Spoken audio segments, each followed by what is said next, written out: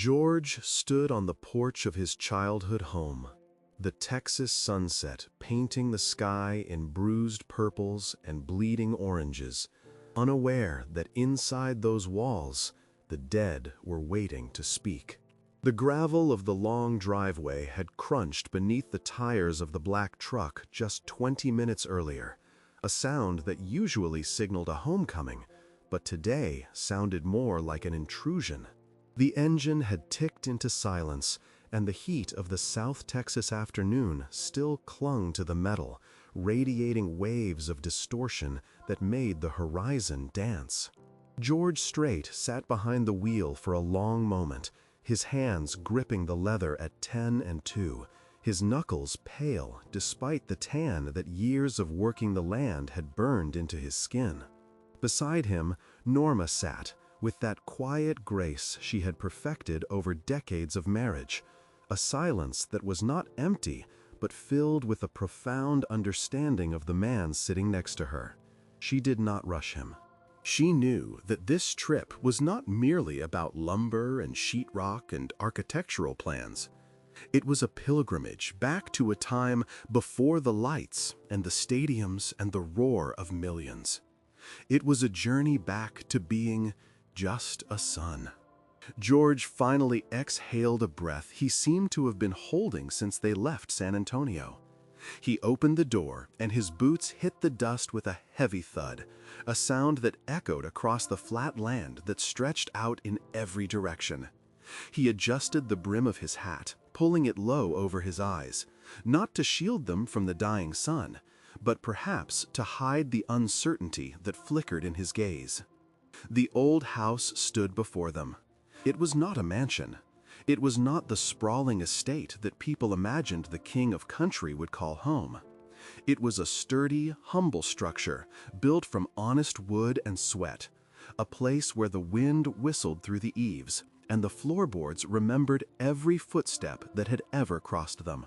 The paint was peeling in places, revealing the gray, weathered wood beneath like scars on an old fighter. Vines had begun to claim the trellis on the side, creeping up toward the roof, as if nature was trying to pull the structure back into the earth. They were here for a renovation. That was the official reason. The plan was practical and unsentimental. George wanted to open up the floor plan, to knock down a few walls, to modernize the space, so it could serve as a guest house for the ranch. It made sense on paper. The rooms were small, dark, and compartmentalized, reflecting a different era of living, where heat was conserved and privacy was paramount. But as George walked up the wooden steps to the porch, the same steps where he had sat as a boy stringing his first guitar, the logic of the blueprints seemed to evaporate into the humid air. He placed a hand on the railing. The wood was rough under his palm, warm from the day's sun. He looked out over the pasture where the cattle were grazing in the distance, moving like slow, dark ships on a sea of gold grass. Norma joined him on the porch, her hand finding the small of his back. She didn't say a word. She didn't have to. She could feel the tension in his muscles, the way he held himself rigid against the flood of memories that were undoubtedly assaulting him. This house was the repository of his history. It was where his father, John Byron Strait, had raised him. It was a house of discipline and hard work and mathematics and ranching. It was a house where music was loved, but where the practicalities of life were law. George had always carried a quiet burden, a heavy stone in the pocket of his soul regarding his father. He knew his father was proud of him. He knew it logically, but there was always that lingering shadow, that whisper of doubt that asked if he had strayed too far from the land, if the glitter of Nashville had blinded him to the simple, honest dirt of Pearsall. "We should go," George said, his voice raspy as if he hadn't spoken in days. He didn't move, though. He stared at the front door. The screen door was rusted slightly at the hinges. It was the same screen door that used to slam shut when he ran out to catch the school bus. It was the same screen door his mother had looked through before she left. The weight of the past was a physical pressure pushing against his chest. Norma squeezed his waist gently, anchoring him to the present. "We don't have to do this today, George," she said softly. "We can just check the perimeter and leave. We can call the contractor and tell him to wait another week." "No," George shook his head, the movement sharp. "No, we need to see the space. The crew is coming Monday. If we are going to take that wall down, I need to make sure it's the right decision. I need to see the room empty. I need to know that it's just a room, Norma. Just wood and plaster. That's all it is." He was trying to convince himself more than her. He reached into his pocket and pulled out a ring of keys. They jingled aggressively in the quiet evening. He fumbled for the right one, the brass key that had lost its shine years ago. He inserted it into the lock and turned. The mechanism resisted for a moment, stiff with disuse, before yielding with a loud click that sounded like a gunshot in the silence. George pushed the door open, and the smell hit them instantly. It was a smell that money couldn't buy and that no candle could replicate. It was the scent of old pine, of dust motes dancing in stagnant air, of lemon oil used decades ago, of tobacco and leather and time itself. It was the smell of 1965. They stepped into the foyer, and the air inside was cooler than the porch, but heavy. The house had been closed up for months. Shadows stretched long across the floorboards, reaching out from the corners like dark fingers trying to touch them.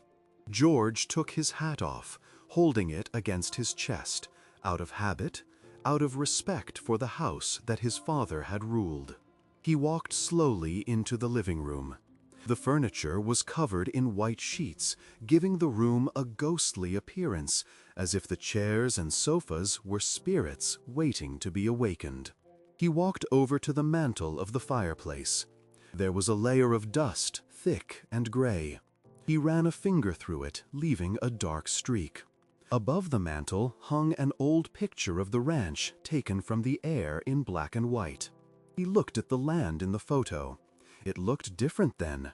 Fewer fences, more wild. He turned to look at Norma, who was standing near the window, pulling back a heavy curtain to let a sliver of the setting sun pierce the gloom. The light illuminated dust particles floating in the air, creating a beam of gold that cut through the room.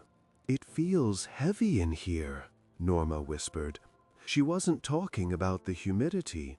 She was a woman of deep intuition, a woman who felt the emotional currents of a room before she saw the furniture. She had always been George's compass, his true north. When the world got too loud, she was the quiet center. And right now, she was vibrating with a strange energy. She looked around, her eyes darting from the hallway to the kitchen, not with fear, but with a heightened awareness. "It's just old air," George said, dismissing the feeling, though the hairs on the back of his arms were standing up. "We need to open the windows, let it breathe." But he made no move to open them. Instead, he turned toward the hallway that led to the bedrooms, the hallway that led to the past. The floorboards creaked loudly under his boots, a familiar groan that he hadn't heard in years. It was the sound of his father walking the halls at night, checking the locks. George stopped at the entrance of the corridor. The darkness seemed thicker there, pooling at the far end. "The plans call for the wall between my old room and the guest room to come down," George said, his voice echoing slightly. "We want to make a master suite, a big open space. It will be better for guests, more comfortable." He was reciting the logic again, using the practical words to shield himself from the emotional reality. He walked down the hall, passing the bathroom with its vintage tile, passing the room that had been his father's study. The door to the study was ajar, and George glanced inside. The desk was gone, but the outline of where it had stood was still visible on the floor, a lighter rectangle on the dark wood. He could almost see his father sitting there, grading papers or calculating the yield of the herd, the smoke from his pipe curling up toward the ceiling. George swallowed hard and kept walking. He reached the door at the end of the hall. His room. The room where he had dreamed of being a cowboy and then dreamed of being a singer. The room where he had cried over broken hearts and where he had hidden his first guitar picks. The door was closed. The white paint was chipped around the handle. He reached out and touched the wood. It felt cold.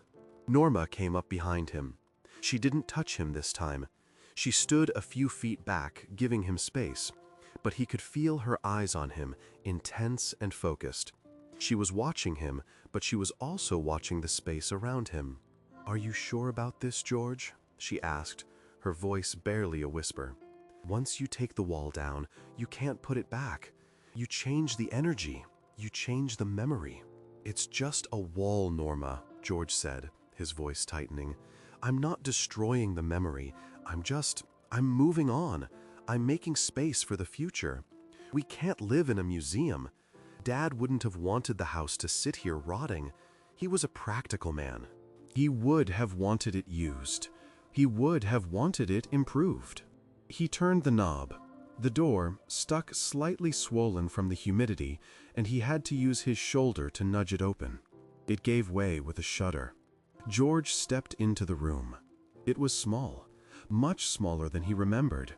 Childhood memories always expanded spaces, making backyards feel like kingdoms and bedrooms feel like great halls. But in reality, it was a modest square room with a single window facing the east pasture. The room was entirely empty. All the furniture had been moved out weeks ago in preparation for the work.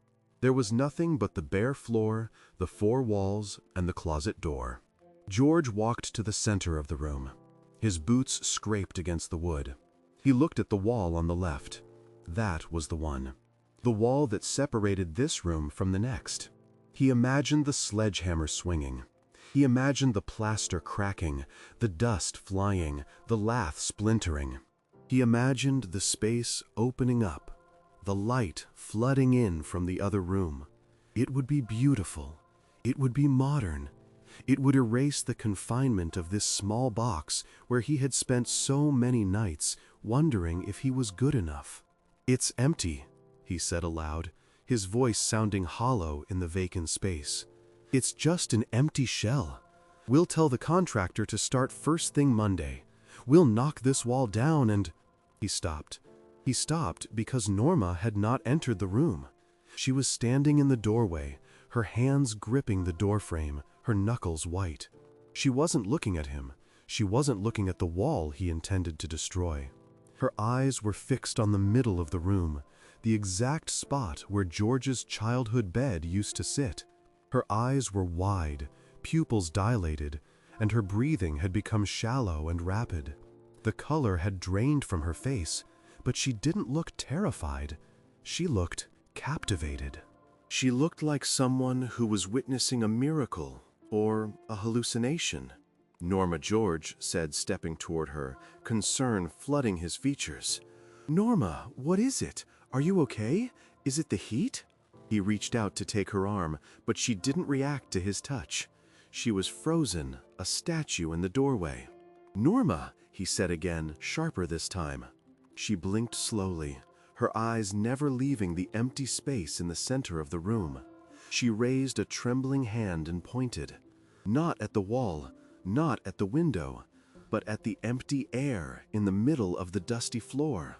"George," she whispered, and her voice trembled with an emotion so raw it made his heart stutter.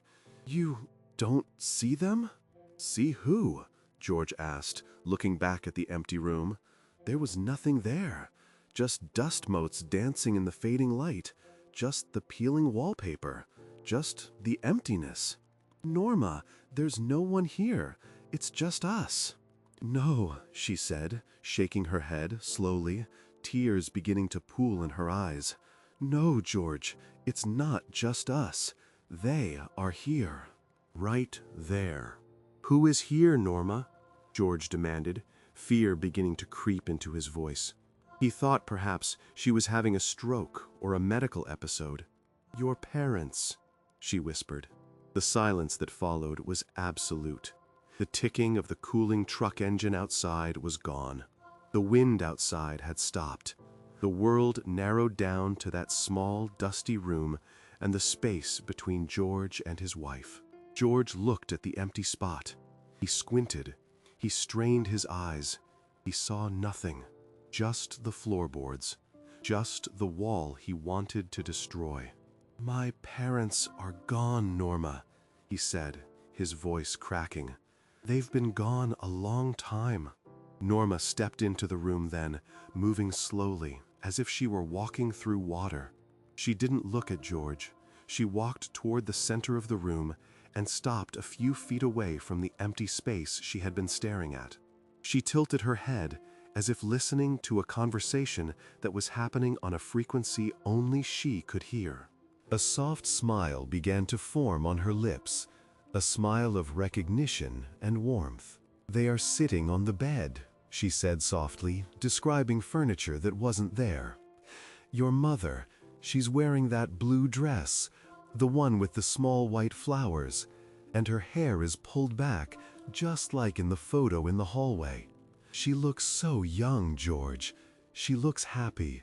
She's holding your father's hand. George felt a chill run down his spine that had nothing to do with the air conditioning. He remembered that dress.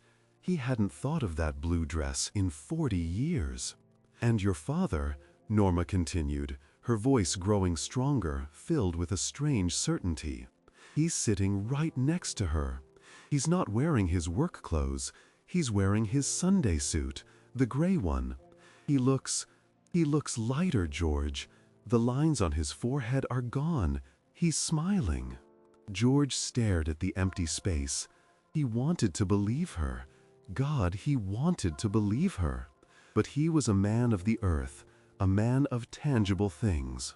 He saw wood and dust. He didn't see ghosts. Norma, please don't do this, he said, his voice thick with pain. I know you believe in this stuff, but don't do this to me here, not in this room. She turned to him then, and for the first time, he saw the absolute clarity in her eyes. This wasn't a game. This wasn't imagination. She was seeing something as real to her as the boots on his feet. I'm not doing anything, George, she said. They are doing it. They are waiting for you. They've been waiting for you to come back to this room. They knew you were coming to tear the wall down. George felt a surge of defensiveness. He's angry? He asked the question, slipping out before he could stop it, revealing the child inside the man. Is he angry that I'm changing the house? Norma looked back at the empty space. She seemed to study the invisible figures. She shook her head slowly. No, she said. He's not angry. He's proud. Proud? George scoffed, a bitter sound. He never said that when he was alive. He said I was taking a gamble. He said the music business was a lottery. He wanted me to be safe. He wanted me to have land. He's looking at you right now, George, Norma said, her voice dropping to a hush. He's looking right at your eyes, and he's holding something. George froze. What is he holding? Norma squinted slightly, leaning forward. It's something small. Gold. It's in his right hand. He's rubbing his thumb over it. It looks like a watch, an old pocket watch with a chain. The air left George's lungs in a sudden rush. He staggered back until his back hit the doorframe. His knees felt weak. He grabbed the wood for support. Norma continued, unaware of his reaction, or perhaps fully aware of it. The lid is open. He's showing it to me. There's an inscription on the inside. I can't read it from here, but He wants you to know he has it." George slid down the doorframe until he was crouching on the floor. He put his head in his hands. The tears came hot and fast, burning his eyes. That detail, that specific, impossible detail. When his father had died years ago, they had prepared him for the burial. It was a somber affair. George had been the one to dress him. And in a moment of private grief, a moment that no one else had witnessed, a moment he had never told a soul about, not even Norma, George had taken his father's favorite antique pocket watch, the one that had stopped working years before, and he had slipped it into his father's hand inside the casket. He had closed his father's cold fingers around it. He had whispered, "Take your time now, Dad." It was a secret between him and the man in the box. The casket was closed. It was buried. No one knew. No one could know. Except Norma knew, because she was seeing him. George looked up, his eyes red, his face wet. He stood up slowly, his legs trembling. He walked toward the center of the room, toward the empty space that was no longer empty to him. He couldn't see them, but he could feel the heat. He could feel the pressure in the air. He stopped beside Norma. "He has the watch?" George asked, his voice broken. "He has the watch," Norma confirmed, tears streaming down her own face now. "And he's closing it. He's putting it in his vest pocket. He says time doesn't matter anymore." George fell to his knees in the dust. The king of country, the man who had played to millions, the man who was an icon of strength, knelt on the floor of his childhood bedroom and wept like a boy. He reached out a hand toward the empty air, hoping, praying to feel the rough fabric of a gray suit, to feel the warmth of a hand that had guided him. Norma placed a hand on his shoulder. "Just listen," she whispered. "Just look with your heart, George, not your eyes. They are here, and they have a message." The sun had fully set now. The room was plunged into twilight, the shadows deepening, turning the corners into abysses. But in the center of the room, there was a feeling of light. Preserve the original language of the house wrapping around him like a blanket.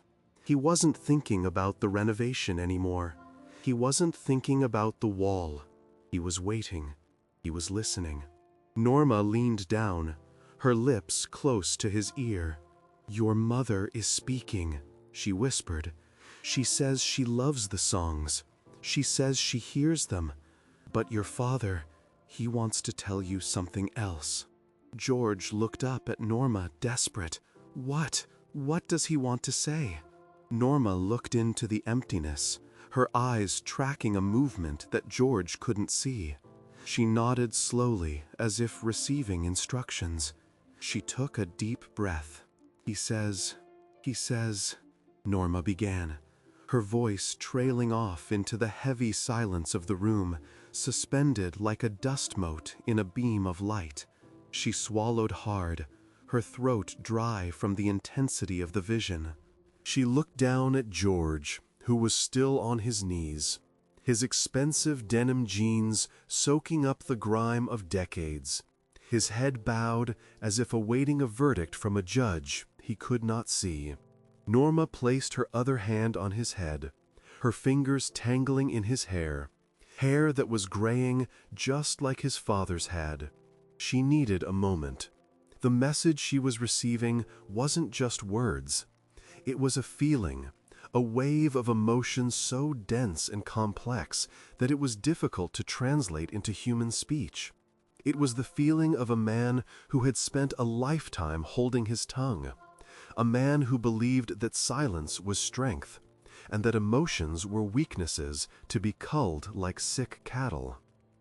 "He says he remembers the sound of the dirt," Norma whispered, finally finding the thread.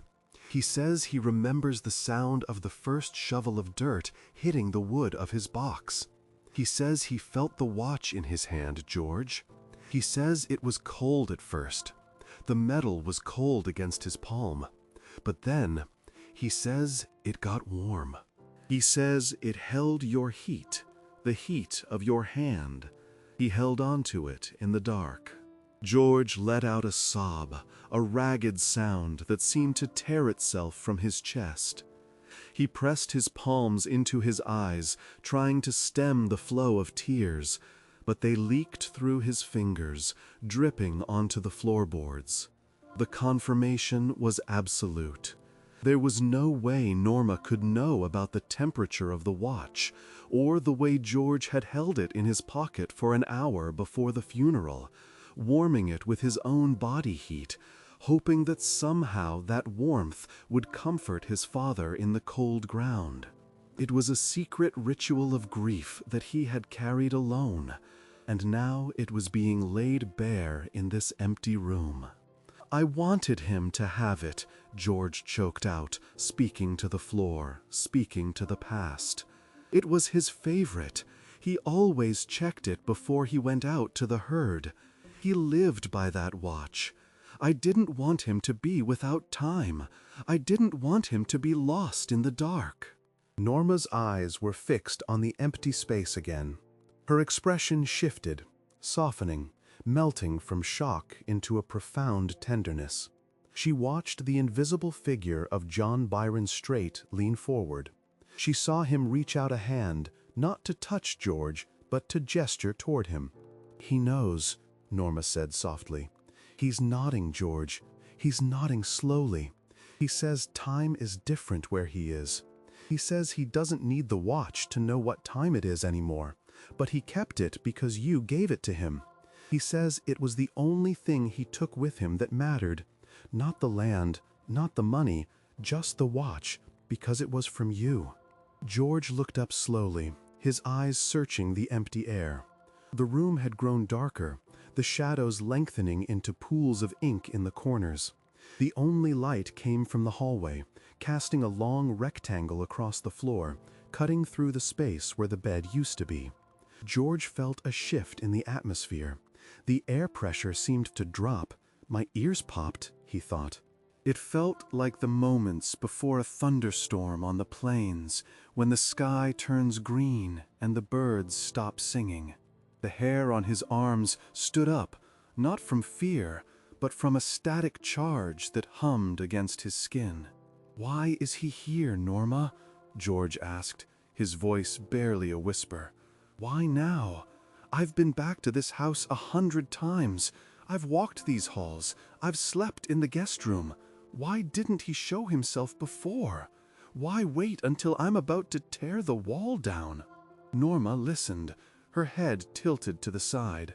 She seemed to be studying the face of the ghost, watching his lips move, watching the expressions that flitted across his weathered features. She frowned slightly, trying to interpret the silent language of the dead. "Because you were never really here, George," she said slowly. "You were physically here, yes. You walked the floors, you checked the roof, you signed the checks for the upkeep. But your heart was always running. You were always leaving. You were always on the bus. You were always on the stage. You were afraid to stop. You were afraid to be still in this house." George flinched as if he had been slapped. The truth of her words cut deep. He had spent his life on the road, chasing the next show, the next #1 hit, the next applause. He had built a legendary career, a kingdom of melody and rhythm. But in doing so, he had run away from the silence of the ranch. He had run away from the ghost of the man who had raised him, the man who was a mathematics teacher and a rancher, the man who valued practical things over dreams.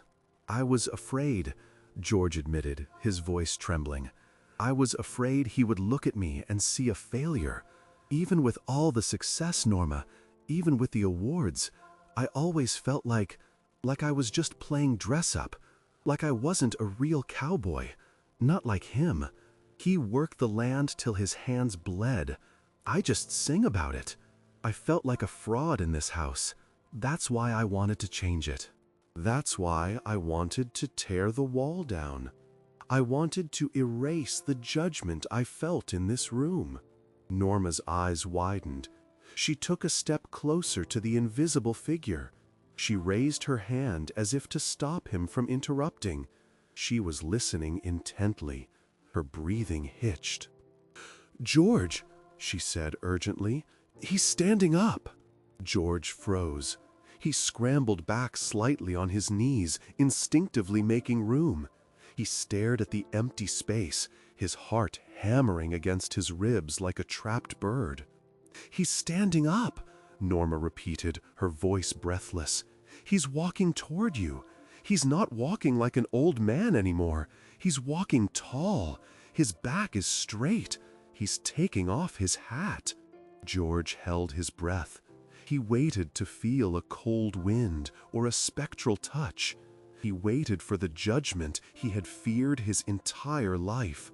The judgment of the father who wanted his son to have a secure job, a pension, a quiet life. The father who had looked at George's first guitar with skepticism. "He's standing right in front of you," Norma whispered. "He's looking down at you. But he's not angry, George. Oh God, he's not angry at all." "What does he see?" George asked, tears streaming down his face again. "What does he see when he looks at me?" "He sees the man," Norma said, her voice breaking with emotion. "He sees the lines on your face. He sees the gray in your beard. He sees the scars on your hands. He says you worked hard too. He says he watched you." "He watched me?" George asked. "Every show," Norma said, relaying the message. "He says he was there. Not in the front row. He says he stood in the back, in the shadows, up in the rafters. He says he saw the lights. He saw the people. He saw how they looked at you. He saw how you made them feel." George shook his head in disbelief. "He hated the music business," George argued weakly. "He told me it was a lottery. He told me I'd starve. He wanted me to teach math. He wanted me to be safe." Norma nodded, acknowledging the truth of the past, but seeing the truth of the present. "He did want you to be safe," she said. "He was a father, George. He was scared. He was scared the world would eat you alive. He was scared you would lose your way. He was scared you would forget where you came from. That's why he was hard on you. That's why he didn't say much. He was trying to anchor you to the ground so you wouldn't float away." The room seemed to grow warmer then. A scent drifted through the air, faint at first, but growing stronger. It was sweet and earthy. George sniffed the air, and his eyes widened in shock. It was the smell of cherry pipe tobacco, the exact brand his father used to smoke in the evenings on the porch. It was a smell that hadn't existed in this house for 20 years. It was impossible. And yet it was there, filling his nostrils, triggering a cascade of memories so vivid they felt like physical blows. He remembered sitting on the floor while his father read the paper, the smoke curling around them like a protective shield. "Do you smell that?" George whispered, looking at Norma. "I smell it," she said, smiling through her tears. "It's him. It's his way of telling you he's real. It's his signature." Norma looked back at the invisible figure. "He's kneeling down now, George. He's getting down on the floor with you. He's groaning a little as he bends his knees, just like he used to. He's right in front of your face." George closed his eyes. He could almost feel the presence, the displacement of air, the warmth radiating from a body that wasn't there. He leaned forward, his forehead almost touching the floor, his posture one of total surrender. "Dad," he whispered, the word feeling foreign and familiar all at once. I'm sorry I wasn't here enough. I'm sorry I didn't learn the land the way you did. I'm sorry I changed the fences.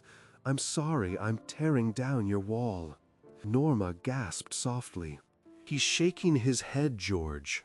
He's reaching out. He's putting his hands on your shoulders. Can you feel it? George concentrated. He focused every nerve ending on his shoulders. At first, he felt nothing but the fabric of his shirt. But then a sensation began to bloom. It was a heaviness, a pressure, not cold, but warm. A steady, firm grip. It felt like strong hands, calloused hands resting on him. It was the weight of approval. He says, Norma paused, listening to the voice that only she could hear. He says the wall doesn't matter. It's just wood. It's just plaster. He says he doesn't care about the house, George. He never cared about the house. He cared about the home. And you carried the home with you. What does that mean? George asked, lifting his head, slightly opening his eyes to stare into the tobacco-scented emptiness. He says you took Pearsall with you, Norma translated. He says every time you sang about a rodeo, every time you sang about a yellow rose, every time you sang about the rain, you were bringing him with you. You were bringing the ranch to the world. He says he realized something after he died. What? George asked, breathless. He realized that you were a better rancher than he was, Norma said, her voice filled with awe, because he just raised cattle. But you raised spirits. You fed people's souls. He says that's harder work. He says that's God's work. The silence that followed this statement was profound. George Strait, the man who had been stoic for so long, felt the dam break completely. The guilt, the insecurity, the feeling of being a prodigal son who had chosen a guitar over a plow, it all washed away in a torrent of relief. His father didn't just tolerate his music. He understood it. He respected it. Norma stepped forward then, moving into the space occupied by the spirit. She didn't seem afraid. She knelt down beside George, forming a triangle with him and his father. She reached out and took George's hand. He's looking at your hand now, she said, the hand that holds the guitar pick. He's reaching out to touch your fingers. He says he used to worry about these hands. He thought they were too soft for work. But now he sees the calluses from the strings. He sees the strength in them. He says he was wrong. George squeezed Norma's hand so hard his knuckles turned white. He admitted he was wrong? He's smiling, Norma said. He has that little half smile, the one he used to give when he drew a good hand at cards. He says he was wrong about the math. He says the math of life isn't about numbers. It's about impact. And you multiplied everything he gave you. You didn't squander it. You multiplied it. George felt a sudden warmth envelop his hand, the one Norma wasn't holding. It was a tingling sensation, like blood rushing back into a limb that had been asleep. He looked at his hand. It was steady. And your mother? Norma looked past the father to the figure on the bed. She hasn't said much. She's just been watching. But now she's standing up too. She's coming over. She's wiping her eyes with a handkerchief, the lace one. George nodded. He remembered the lace handkerchiefs. She always had one tucked in her sleeve. She says she always knew, Norma whispered. She says she knew from the moment you first hummed a tune in the cradle. She says she used to tell him, "John, let the boy sing." And he would grunt and say, "Singin' don't put food on the table." She's laughing now, George. She's looking at him and laughing. She says, "Look at the table now, John. It's a pretty big table." An unexpected chuckle escaped George's lips, a sound that was half sob, half laugh. It was the first time he had laughed in this room in decades. The tension in his chest began to loosen. The room didn't feel empty anymore. It felt crowded. It felt full of life. Preserve the original language of the text. She looked back at the father. He's reaching into his pocket again, George. The vest pocket. The watch? George asked. No, Norma said, not the watch. He's pulling out something else. It looks like a piece of paper, a folded piece of paper. It's yellowed, old. George frowned. A paper? He's unfolding it, Norma described, her eyes tracking the movements of the ghost. He's holding it up for me to see. It's a drawing, a child's drawing, done in crayon. George's mind raced back through the years. A drawing? He had drawn thousands of things as a child. Horses, cows, trucks. It's a drawing of a man on a stage, Norma said, squinting to see the details in the spectral image. A stick figure with a big cowboy hat, and a guitar that's bigger than the man. And there are little dots all around him, hundreds of dots. George gasped. He remembered. He was 6 years old. He had drawn it at the kitchen table while his father cooked dinner. He had shown it to his father and said, "That's me, Daddy. I'm singing for the whole world." He remembered his father looking at it, frowning slightly, and putting it on top of the refrigerator without a word. George had thought he threw it away the next day. "He kept it?" George whispered, his voice trembling. "I thought he threw it in the trash." "He kept it," Norma said, tears flowing freely now. "He's showing me where he kept it. He's pointing to his wallet. He carried it in his wallet, George, behind his driver's license. For 30 years. He carried your dream in his pocket right next to his heart. Even when he told you to be a teacher, even when he told you to be practical, he was carrying this drawing." George felt his world tilt. The stern, practical father, the man of few words, had been his secret keeper all along. He hadn't rejected the dream, he had protected it. He had carried it like a talisman. He says, Norma leaned in closer, her voice dropping to a hush that commanded the very air in the room to be still. He says he didn't know how to tell you. He didn't know how to speak the language of dreams. He only knew the language of work. So he worked. He worked so you would have a home to come back to if the dream failed. He wasn't betting against you, son. He was building a safety net. George bowed his head until his forehead touched the dusty floorboards. He wept. He wept for the years of misunderstanding. He wept for the conversations they never had. He wept for the love that had been disguised as strictness. The room swirled with the scent of tobacco and old paper, and the electric charge of a connection finally made. Norma stayed by his side, her hand on his back, grounding him while his soul soared to meet his father's. She waited. She knew there was more. The vision wasn't fading. If anything, it was becoming more solid. The father had one more thing to do. One more connection to make before he could rest. "George," Norma whispered, urgency returning to her voice. "Look up. He's holding the drawing out to you. He wants you to take it." "I can't," George said brokenly. "It's not real. I can't touch it." Norma shook her head. "It's not about touching the paper. It's about accepting the truth. He's offering you his approval, George. He's handing you the permission you've been looking for your whole life.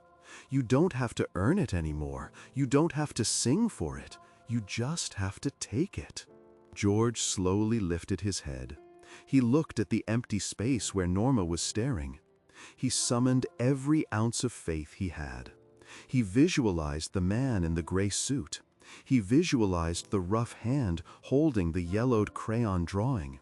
He visualized the look of pride in those eyes that were so much like his own. George reached out his hand. He reached into the emptiness. He extended his fingers, trembling. "Take it," Norma urged. "Tell him you accept it." "I take it," George whispered, his voice gaining strength. "I take it. I see it. Thank you. Thank you for keeping it." As George's fingers closed around the empty air, a jolt went through him. It wasn't a physical object he grasped, but a sudden, overwhelming sense of peace. The knot in his stomach that had been there since 1981 uncoiled. The weight on his shoulders evaporated. "He's nodding," Norma said, smiling radiantly. "He's putting the drawing back in his pocket. He's buttoning his jacket. He looks satisfied. He looks like he just finished a long day's work and the fence is finally fixed." "Is he leaving?" George asked, a sudden panic rising in him. "I'm not ready for him to leave." "He's not leaving," Norma corrected. "He's just stepping back. He says the wall. He's pointing at the wall again, George, the one you want to tear down." "What about it?" George asked. "He's walking over to it. He's placing his hand on the wallpaper. Right there, about waist high." Norma pointed to a specific spot on the faded floral wallpaper. George scrambled to his feet and walked over to the wall. He stood exactly where Norma indicated. He looked at the blank plaster. "He says there's something," Norma said. "He says before you tear it down, or if you don't tear it down, you need to know what's in there." "In the wall?" George asked. "He says he put it there when he built the addition, before you were born. He says it's a time capsule, but not for the world, for you. He says, tap on it." George raised his hand. He made a fist. He tapped on the wall. Thud. Thud. It sounded solid. He moved his hand 6 inches to the right. Thud. Thud. "Move down," Norma instructed. "Lower." George crouched down. He tapped again. Thud. Then, hollow. The sound was different. It echoed slightly. There was a cavity behind the plaster. "He's smiling again," Norma said. "He says, dig here, son." George looked at Norma, then at the wall, then at the empty room where the scent of tobacco still lingered. He reached into his back pocket and pulled out a small pocket knife he always carried. He looked at the wallpaper. "Do it," Norma whispered. "He's waiting." George opened the blade. He pressed the tip into the wallpaper. It sliced easily through the dry, brittle paper and bit into the plaster beneath. He began to carve. A small square. Dust fell to the floor, white and chalky. He worked carefully, his breath held tight in his chest. He pried a chunk of plaster loose, then another. He exposed the lath. He saw a dark space between the studs. He reached his fingers into the hole. He felt around. He touched something cool, something metal. He wrapped his fingers around it. It was a small tin box, an old tobacco tin. He pulled it out. The tin was rusted shut. George stared at it, his heart pounding in his ears. He looked back at the center of the room. "He's gone," Norma whispered softly. "The light, it just changed." He stepped back into the shadows. He and your mother. They walked back toward the window, and they just faded into the sunset. George looked around. The room was just a room again. The smell of tobacco was fading, replaced by the smell of the plaster dust he had just disturbed.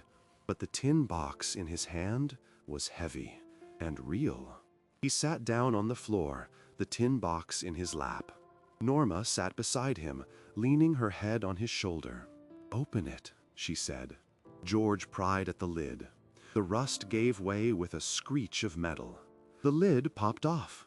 Inside, there was no gold, no money, just a single cassette tape, an old reel-to-reel tape that had been spooled by hand, and a note written on a piece of notebook paper. George unfolded the note. The handwriting was blocky and precise, his father's hand. "George, if you find this, it means you're changing the house.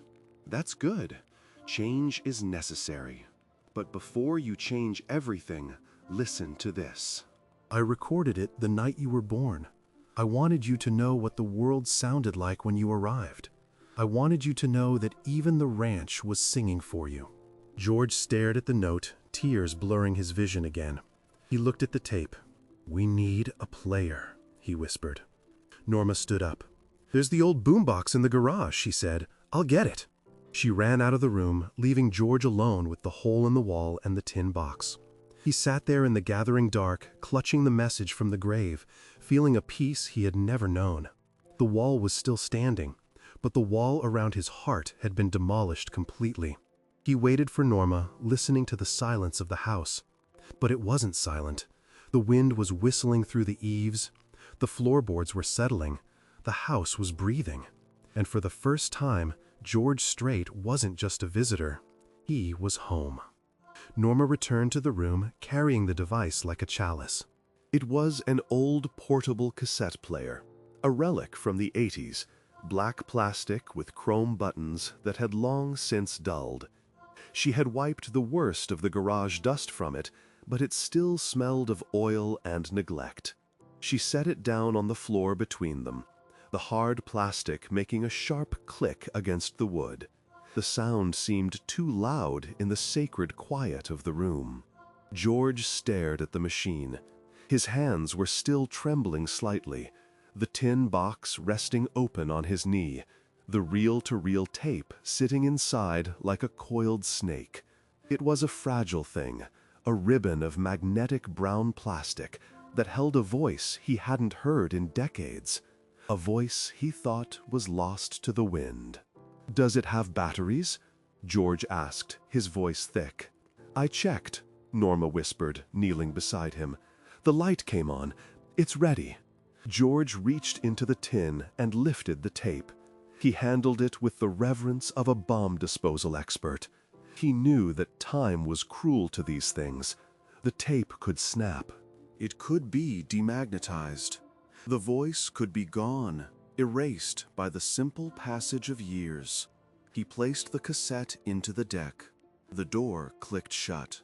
He hovered his finger over the play button.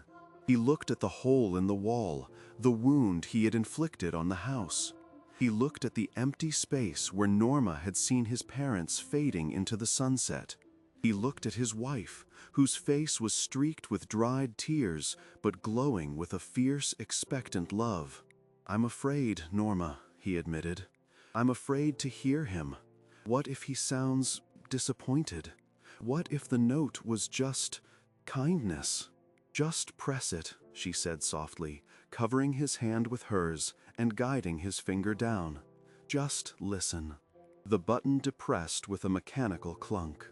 For a long, agonizing moment, there was only the sound of the tape hissing. Hiss, crackle, hiss. The static of 1952. The sound of empty air being recorded. George held his breath, his heart hammering against his ribs. He leaned in closer to the small speaker, desperate to catch a frequency, a signal, a sign. And then a sound cut through the static. It wasn't a voice at first. It was a rhythmic thumping. Thump, thump. "It's a heartbeat," Norma whispered, her hand flying to her mouth. "No," George said, shaking his head, tears springing fresh to his eyes. "It's not a heartbeat. It's a boot. He's tapping his foot on the floor." The rhythm was steady, slow, deliberate. The sound of a man keeping time. And then the strum of a guitar. It wasn't played well. The chords were simple, basic, hesitant. It was the sound of a man who knew the instrument but didn't claim to master it. It was a G chord, then a C, then back to G. George's eyes widened. "My father didn't play," he whispered. "He never played. He told me he didn't have the ear for it." "He's playing for you," Norma said. "Listen." The guitar strumming continued, a simple lullaby rhythm, and then the voice came. It was deep, resonant, stripped of the sternness George remembered from his teenage years. It was the voice of a young father, a man of 30, terrified and awestruck by the new life in the next room. "May 18th, 1952, the voice on the tape said. "It's 2 a.m. The boy is finally asleep. Mary is asleep. The house is quiet. George let out a ragged breath. The sound of his father saying his name, or the boy, was like a physical touch. "I'm recording this," the voice continued, accompanied by the soft strumming, "because I don't know if I'll ever say these things out loud. Men in our family, we don't talk much. We work, we build fences, we break horses. We don't say what's in our chests." A pause. The sound of a match being struck. The inhalation of smoke. The smell of tobacco in the room seemed to spike again, a phantom scent marrying the audio reality. "I look at you, little George," John Byron Strait's voice said, "and I see something different. You have long fingers. You have big eyes. You scream loud. You've got a set of lungs on you." A soft chuckle. "I have a feeling you're not going to be a math teacher. I have a feeling you're going to want to make noise." George bowed his head, the tears dripping onto his denim jeans. He had spent his life thinking his father wanted him to be quiet. "I wanted to be a singer once," the voice confessed, a secret buried for half a century. "Before the war, before the ranch took over, before I got scared. I let the fear stop me, son. I let the practical world tell me to put the guitar down. I buried it. I picked up the chalk and the ledger." The guitar strumming grew slightly stronger on the tape. "But I don't want you to bury it. If you find a song inside you, George, if you find a melody, you sing it. You sing it loud. You sing it for me. You sing it for the land." The voice cracked slightly, filled with an emotion that the father had never shown the son in life. "People will tell you it's a gamble.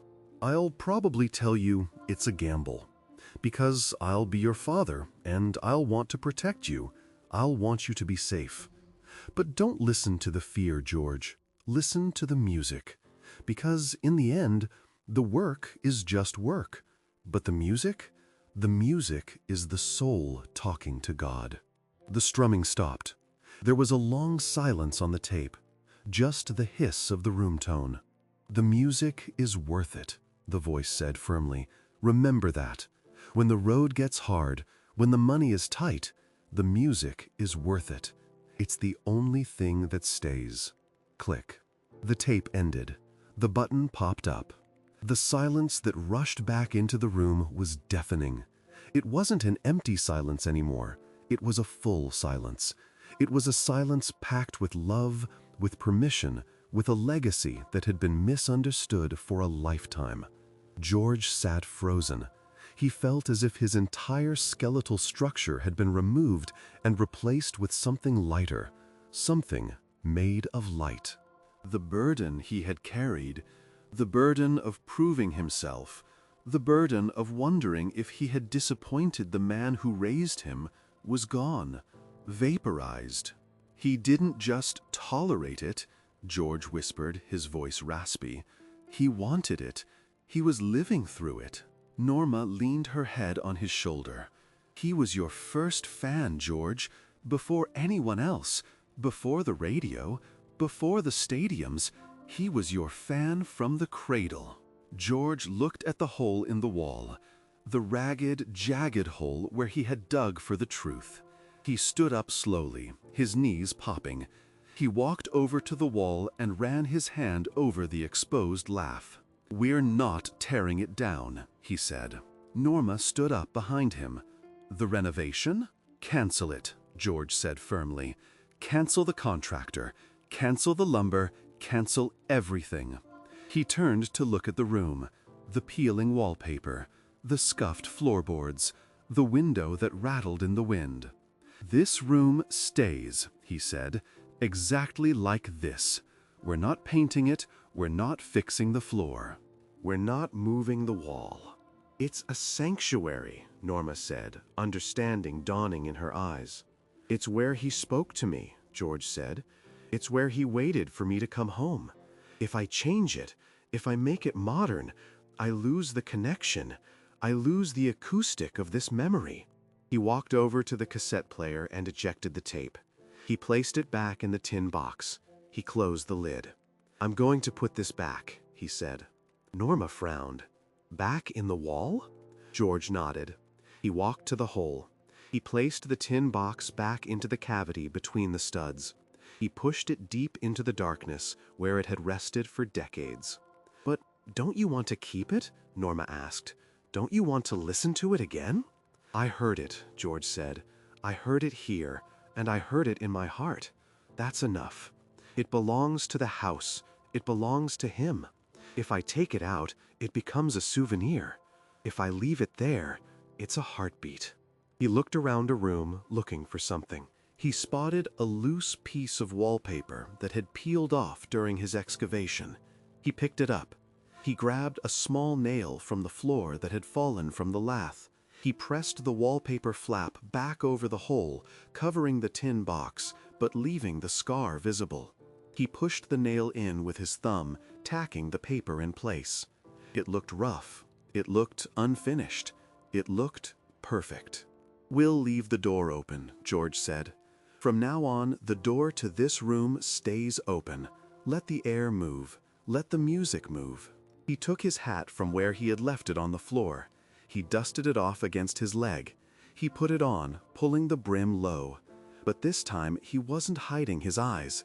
He was just getting ready to ride. He offered his arm to Norma. "Let's go home," he said.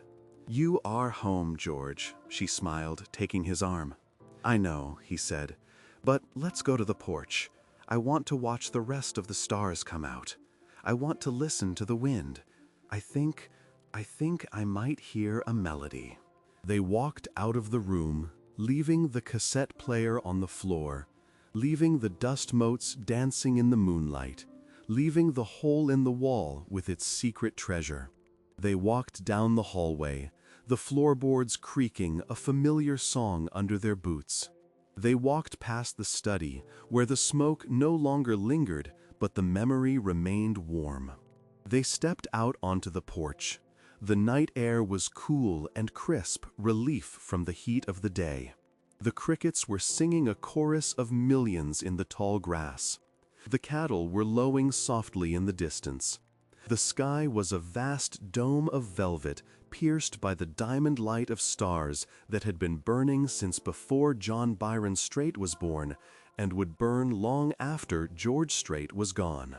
George walked to the edge of the porch and leaned against the railing. He looked out at the dark horizon. He took a deep breath, filling his lungs with the scent of sage and dirt and rain on the wind. He tapped his boot on the wooden deck. Thump, thump, thump. It was the same rhythm, the rhythm of the tape, the rhythm of the heart. He began to hum, low and deep. It wasn't a famous song. It wasn't a hit record. It was a new sound, a sound that came from the peace of a son who finally knew he was loved. Norma stood beside him, her head on his shoulder, her hand in his. She didn't speak. She just listened to the king of country singing to the darkness, singing to the ghosts, singing to the land that had shaped him. The renovation was canceled. The wall remained standing. But the barriers between the past and the present, between the father and the son, had been torn down completely. And in the quiet of the Texas night, the music was finally truly worth it.